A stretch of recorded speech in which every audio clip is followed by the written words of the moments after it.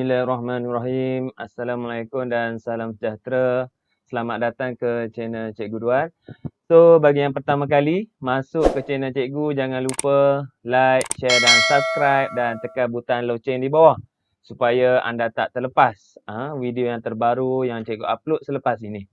Okey, so untuk video kali ini Cikgu ingin kongsikan slide berkenaan 1.4 Sains Tingkatan 1.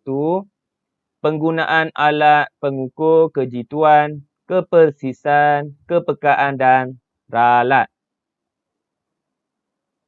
Okey, kita pergi satu per satu.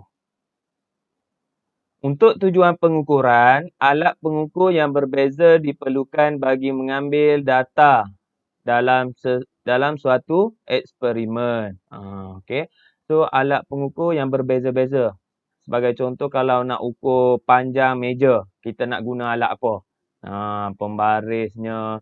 Okey. So, kalau tak ada pembaris, macam mana nak kira? Macam mana nak ukur? Itu contoh. Kita perlu memastikan alat pengukur yang betul untuk mengukur dengan persis dan jitu. Kuantiti panjang, jisim, masa, suhu dan arus elektrik. So, apa yang dimaksudkan dengan persis dan jitu? Kita pergi sekejap lagi. Kejituan. So, kalau tengok, nampak? Okey. Anak panah ni, semua kena kat tengah-tengah ni. Kebolehan alat pengukur untuk mendapatkan bacaan menghampiri atau menepati nilai sebenar. So, makin dekat dengan target tengah-tengah ni, so itulah maksud jitu. Okey. Kejituan. Apa pula maksud kepersisan? Okey. So, kalau tengok ni, target kita ni kena kat mana? Ni. Jauh daripada target tapi rapat-rapat semua ni. Okey. Sasaran rapat-rapat tu. Kebolehan alat pengukur yang memberikan bacaan yang hampir sama apabila pengukuran diulang. So, yang ni tak jitu tapi dia persis. Tu maksud dia. Rapat-rapat ni persis. Kepekaan. Satu lagi. Kebolehan alat pengukur mengesan perubahan kecil sesuatu kuantiti yang diukur. So, kebolehan sesuatu alat tu untuk detect, untuk kesan berapa nilai kuantiti yang diukur. So, semua alat pengukur ni semua ada kelebihan dan kekurangan masing-masing. Okey. Penggunaan alat pengukur yang betul. So, tanggungjawab kita lah sebagai orang kata pengguna untuk guna alat yang betul. Untuk apa? Mengukur panjang, menyukat jisim, mengukur masa, menyukat suhu dan arus elektrik. So, masih ingatkah sebelum ni, video sebelum ni cikgu suruh ingat apa dia? MAS, M-A-S-P-J. Ingat. M-A-S-P-J. Kuantiti asas. Kuantiti fizik asas. Tu ingat 5. Okey. So, tambah satu lagi isi padu air. Kita pergi satu per satu. Yang pertama, mengukur panjang. So, guna pembaris. So, guna meter, tape. Panjang ialah jarak di antara dua titik. Unit SI. Panjang ialah meter. Panjang juga boleh diukur dalam milimeter, sentimeter ataupun kilometer. So, panjang. Dua titik. Kita sambungkan titik A ke titik B. So, ukur panjang. Itulah dia panjang.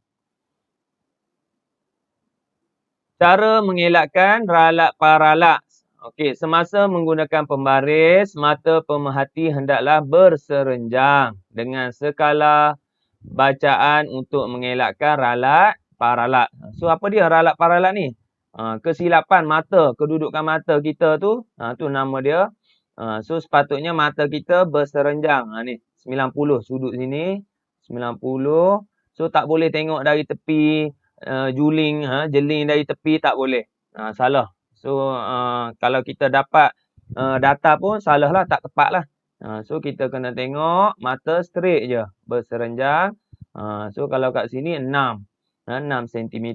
Kalau tengok tepi ni, mungkin jadi 5.67, 5.8, tak sampai 6. Yang ni lebih pula. So, yang paling tepat adalah kita tengok kedudukan mata kita berserenjang. Straight je mata kita.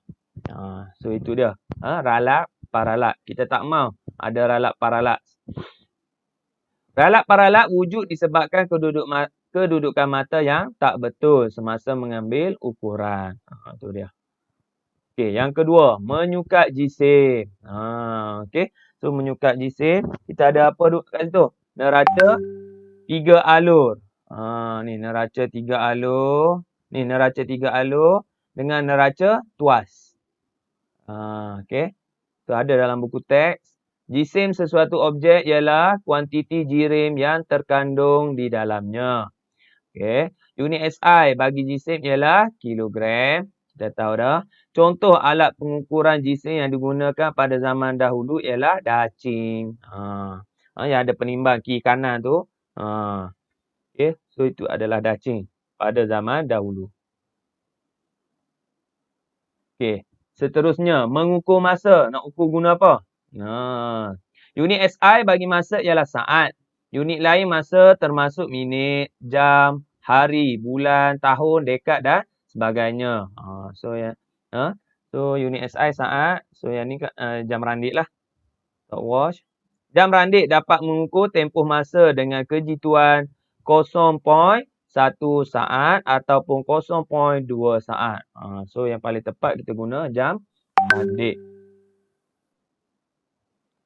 Seterusnya, menyukat arus elektrik.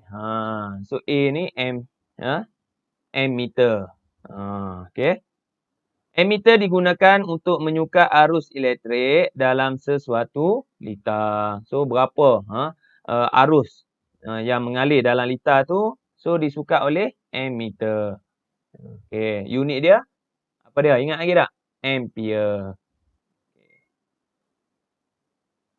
Okey, ralat. Ralat ada dua.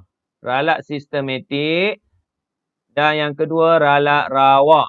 Ralat sistematik ataupun kita panggil juga ralat sifar, pecah pula dua. Satu positif, yang kedua negatif. Okey. So, ralat rawak pula yang tadi iaitu ralat parallax. Okey. So, dekat ammeter dia ada cermin anti parallax untuk mengelak ralat parallax. Okey. So, yang ni ralat sistematik ni orang kata kesilapan alat pengukur tu kalau kita sebelum timbang, sebelum ukur, jarum dia dah bergerak ke depan. Contoh. Ni jarum ke belakang. Kalau ke depan, positif. Okey, kosong di belakang ni, positif. Yang ni kosong di depan, negatif. Okey. So, yang ni untuk ammeter. Seterusnya, kita menyukat isi padu air. Guna apa? Silinder penyukat. So, yang ni kalau kita tengok, ni. Tak mau juga ni. Atas tak mau, bawah tak mau. Yang kita mau berserenjang. Straight je mata. Kita akan dapat isi padu dia ada 12 ml. Okey. Kalau tengok atas, tengok. Mesti tak tepat. Okey. So, tak mau. Ralat paralat juga. Silinder penyukat digunakan untuk menyukat isi padu air. Ralat paralat berlaku apabila mata tidak berserenjang dengan skala bacaan. Okey.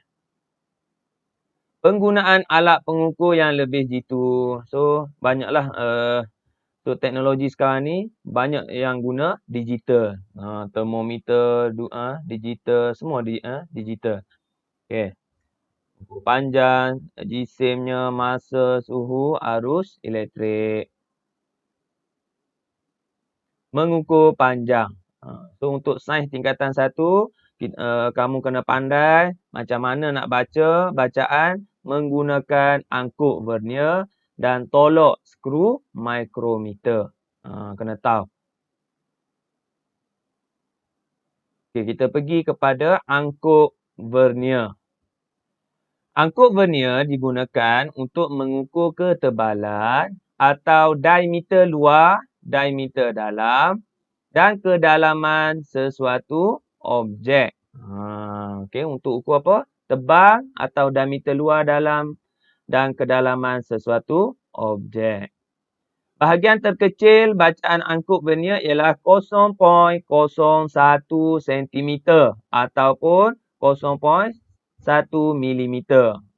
So maksudnya kecil lagi daripada pembaris.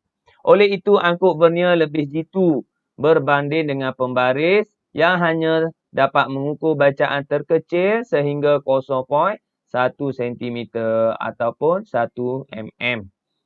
So angkut vernier ni lebih bagus, lebih baik, lebih jitu daripada pembaris. Okay. Jom kita tengok macam mana nak ukur, nak baca dia. Okey, ni contoh. Okey, ni contoh diameter sesuatu bulatan. So, dia ada dua skala. Angkut vernier ada dua skala. Okey. So, yang atas ni, okey, yang besar ni adalah skala utama dan yang kecil ni, yang bergerak ni, ni, yang ni boleh laras Okey, ini adalah skala vernier. So, macam mana nak baca? Bacaan dia skala utama tambah skala vernier. Okey, kita tengok contoh. Okey, contoh kat sini, ni yang ni lah. So, 3, 4. Okey. So, 3, berapa kat sini? Sebelum kena kosong tu berapa? 3.1, 3.2. So, skala utama adalah 3.20. Okey. Lepas tu kita tengok skala vernier pula. Skala vernier, kamu kena buka mata luas-luas. Tengok yang segaris. Segaris. Perhati tengok. Yang ni lari sikit, tepi sikit, tak mau. So, kita akan jumpa kat sini. So, segaris. So, 0.1, 0.02. So, skala vernier adalah 0.02. So, tambah 3.2 skala utama tambah skala vernier 0.02. Kita akan dapat 3.22 cm. Senang je. Skala utama dulu. Lepas tu, tambah skala vernier. Skala vernier nak tengok macam mana? Tengok yang segaris. Okey. Tu cara nak baca.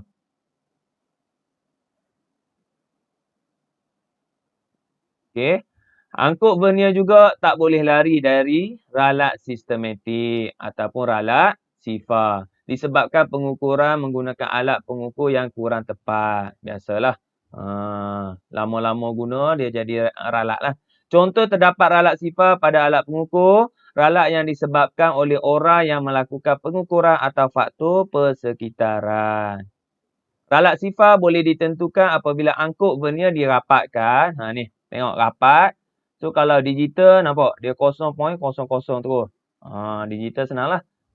Yang ni maksudnya tak ada ralat. Okey. Kalau ada ralat macam mana? Okey, jom kita tengok. Okey, so yang ni kosong atas dengan kosong bawah. Segaris. So, sama. So, maksudnya tiada ralat sifar. Okey. Kalau kosong yang vernier ni lebih daripada kosong skala utama, tu dikenali sebagai ralat sifar positif. Okey. So, kalau ralat sifar positif, kita kena baca dari tanda kosong pada skala. So, start daripada kosong ni, tengok yang segaris. So, kita akan jumpa yang ketiga. So, alat pengukur ni, dia ada ralat positif 0.03. Sebab apa 3? Dekat 3, skala 3 ni dia segaris. Okey. Sebab apa positif? Ni, kosong. Yang vernier, okey, berada di hadapan skala utama. Kosong skala utama. Ingat yang tu. Ralat sifar negatif pula. Okey, kosong. Ni, vernier ni berada di belakang. Kosong skala utama ni. Tak cukup lagi. Okey. So, baca dari tanda 10. Yang ni lain. Tadi kosong. Yang ni tanda baca dari 10. Start daripada 10 ni. Bacalah. 1, 2, 3, 4, 5. So, kita akan dapat yang ke-6. So, cara nak tulis dia. Negatif 0.06 cm. Okey. Sebab apa 6? Sekali lagi. Sebab yang ke-6 ni dari start kita kira dari 10 ni 1 2 3 4 5 6 yang ke-6 segaris. Sebab itulah dia negatif 0.06. Okey. So kalau ada ralat alat pengukur kita macam mana formula dia? Bacaan sebenar sama dengan bacaan angkut vernier yang kita dapat tadi tolak ralat sifar. So sebelum kira apa-apa alat pengukur kita tu kita tentukan sama ada ralat sifar positif ke, ada ralat sifar negatif ke ataupun tiada ralat sifar. Okey, sebelum ukur. Okey, yang ni pun cikgu dah terangkan tadi. Kalau negatif, okey. Kalau positif, ralat sifar dibaca dari kosong. Ingatlah, yang ni pelajar kena ingatlah, hafal sikit. Kalau positif, ni. Kosong dibaca dari kosong. Kalau negatif, yang ni negatif, dibaca dari 10. Itu je beza dia. Okey, yang kedua. Kita macam mana nak baca menggunakan tolok skru micrometer. So bagi pelajar yang tak pernah tengok lagi, inilah gambar tolok skru micrometer. So kita doa-doalah semoga COVID cepat orang kata diangkat dari bumi ni. Dah tak ada dah COVID. So kamu boleh bersekolah bersemuka balik. So kamu dapat pegang rasa. Inilah tolok skru micrometer. So sama juga dengan angkut vernier tadi, dia ada dua skala, skala utama dan skala vernier. Okey, yang pusing-pusing yang boleh berubah ni skala vernier. Okey. Tolok skru micrometer digunakan untuk mengukur ketebalan dan diameter objek kecil seperti kertas, rambut dan lain-lain. Bahagian terkecil bacaan tolok skru micrometer ialah 0.001 cm ataupun 0.01 mm. Maksudnya dari pembaris ataupun angkut vernier, tolok skru micrometer dia lebih kecil nilai dia. Okey, sampaikan ni objek kecil. Kita tengok ukur diameter rambut pun boleh. Cabut rambut selai, letak kat sini, kapit dia, lepas tu kita baca, boleh. Okey, kalau pembaris memang susahlah. Kalau angkut vernier pun susah, tapi kita guna tolok skru micrometer. So, tolok skru micrometer ni apa dia? Lebih jitu. Okey, lebih jitu daripada angkut vernier dan pembaris. Okey. Jom, macam mana?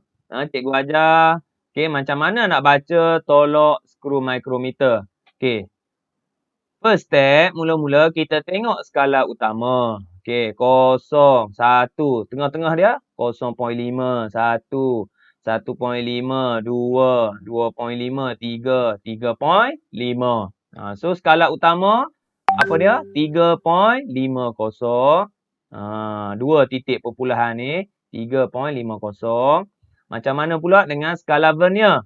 So skala vernier kita ambil pembaris ni yang segaris dengan skala utama ni.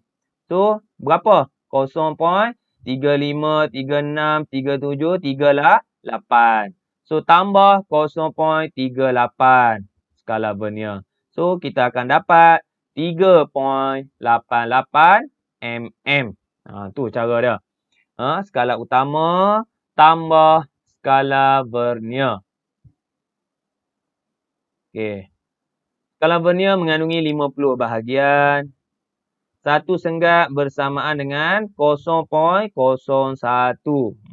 Okey. Ralat paralat. Cara betul mengambil bacaan. Mata sama juga. Kena selari. Kena berserenjang ni. Sorry. Ni. Mata straight je. Dengan kosong ni. So, tak mau tengok daripada atas. Tak mau tengok daripada bawah. Tu silap. Kedudukan mata pembaca perlu berserenjang. Dengan skala bacaan untuk mengelakkan ralat paralat berlaku. Okey. Sama juga dengan angkut vernier, tolak skru mikrometer pun tak boleh lari dari ralat sifar. So, kalau kosong, ni kosong, skala vernier, line dia selari je dengan skala utama. So, menandakan tiada ralat sifar. Okey. Tapi, kalau kita tak guna lagi, kita bagi rapat habis, tutup, ni. Tolak skru kita, kosong, duduk bawah. So, menandakan ralat sifar positif. So, alat ni, tolak skru ni, ada ralat sifar positif. Sebab apa? So, positif apa? Kira dari kosong. 1. So, tambah positif 0.01 mm. Okey, kalau sebelum ukur lagi, kosong di atas. Nampak? Kosong di atas. So, menandakan alat kita ada ralat sifar negatif. So, negatif 0.02. Ukurlah daripada kosong. 1, 2. So, daripada kosong ni. 1, 2. So, negatif 0.02. So, kalau atas, negatif. Ingat. Kalau kosong bawah, positif. Okey. Ralat sifar tolak skru boleh ditentukan apabila rahan tolak skru mikrometer ditutup sepenuhnya. Untuk mendapatkan bacaan sebenar, ralat sifar perlulah diambil kira. Okey, so formula dia sama je dengan angkut tadi. Bacaan sebenar sama dengan bacaan tolak skru mikrometer tolak ralat sifar. Okey. Angkut vernier digital. Okey, so yang ni yang digital lah. Yang ni senang lah. Zaman sekarang ni, teknologi dah semua digital. Okey, tak perlu baca-baca dah, dia guna digital je. Dapat mengukur bacaan dengan lebih tepat dan jitu. Tak perlu tambah-tambah apa dah. Tak perlu skala utama tambah vernier apa. Dia dah keluar kat skrin ni. Ni bacaan dia, senang. Seterusnya, alat untuk menyukat jisim. Penimbang digital mengukur bacaan jisim dengan lebih tepat dan jitu. Betul lah. Ni. Menyukat masa pun, jam randik digital lebih tepat daripada jam randik biasa kerana dapat mengukur masa sehingga 0.01 saat. Manakala jam randik biasa 0.1 sahaja. Ni. Lebih tepat. Sukat suhu. Kita ada termometer digital dapat memberikan bacaan suhu dengan lebih tepat dan jitu kerana dapat menyukat suhu sehingga 0.1 darjah Celsius. Oleh itu, termometer klinik digital digunakan di klinik-klinik. Emitter digital memberikan bacaan arus elektrik dengan lebih tepat dan jitu kerana dapat menyukat arus elektrik sehingga 0.01 ampere. Okey, lebih tepat, jitu. Semua digital. Okey, ralat ada dua. Ralat sistematik dan yang kedua ralat rawak. Ralat rawak apa dia? Ralat paralat tadilah. Ralat sistematik ataupun ralat sifar. Tolong ingat. Okey. Ulang balik, ralat yang mala pada sesuatu alat pengukur yang diperoleh setiap kali pengukuran. Ralat sifar. Alat pengukur yang tidak jitu. Yang ni. Yang positif, yang negatif tadi ni. Ralat sifar. Cara mengatasi, mengendalikan eksperimen dengan berhati-hati. Ulang eksperimen dengan guna alat pengukur yang berbeza. Yang kedua, ralat rawak. Okey. So, kedudukan mata kita ni. Ketidakpastian pengukuran yang disebabkan oleh pemerhati semasa membuat pengukuran. Ralat paralat, nampak? Tengok atas, tengok bawah tak mau, tengok straight je. Ralat paralat, kecuaian pemerhati semasa mengambil bacaan. Salah teknik. Mengurangkan, cara atasi, mengurangkan ralat dengan mengambil bacaan ukuran untuk beberapa kali dan mengambil nilai bacaan purata. Sebab itulah, dalam eksperimen ke apa, cikgu suruh ambil berapa kali? 3 kali, lepas tu kira nilai purata. Okey, cara atasi ni. Mengurangkan kesar alat parallax, mata pemerhati hendaklah berserenjan dengan skala alat pengukur. Membuat anggaran sebelum membuat pengukuran sebenar. So yang ni kita belajar pula membuat anggaran. Apabila alat pengukur yang sesuai tidak dijumpai oleh seseorang saintis semasa jalankan kajian ataupun penyiasatan saintifik, cara yang terbaik adalah dengan membuat anggaran terlebih dahulu, kemudian barulah diikuti dengan penggunaan alat yang lebih tepat dan itu. So zaman dulu pun saintis dia anggaran agak-agak dulu macam mana kaedah anggaran dia tu. Okey, contoh. Yang pertama membuat anggaran luas. Okey. So ambil sehelai daun letak atas kertas geras, lukis. Okey, lepas tu tandakan tik pada petak yang lengkap dan juga petak yang separuh atau lebih dari separuh lengkap. Kirakan jumlah petak bertanda right ni tik dan rekodkan keputusan anda. So yang lebih separuh, okey, ataupun separuh kita tanda. Right. Okey. So kita akan dapat contoh. Yang ni tik dapat 23. So kita boleh katakan luas bentuk daun ni adalah 23 cm persegi. Okey, sebab apa? Luas satu petak ni panjang darab lebar 1 darab 1. So satu kotak ni bersamaan 1 cm persegi. So kita dapat 23 right. 23 tik. So kita boleh anggarkan luas daun ni adalah 23. Okey. So unit SI untuk luas ialah meter persegi. Untuk objek sekata, luas boleh diukur menggunakan rumus. Contoh, yang ni yang sekata senang. Panjang darab lebar. Yang tak sekata yang masalah. Sebab itulah kita guna anggaran luas. Okey. Membuat anggaran jisim. Ni contoh. Jisim 100 helai kertas adalah 500 gram. Okey. Kalau sehelai kertas, bahagilah. Jika jisim 100 helai, 500. Jisim sehelai. So, 500 bahagi 100, kita dapat 5 gram. Macam tu anggaran. Anggaran isi padu pun sama.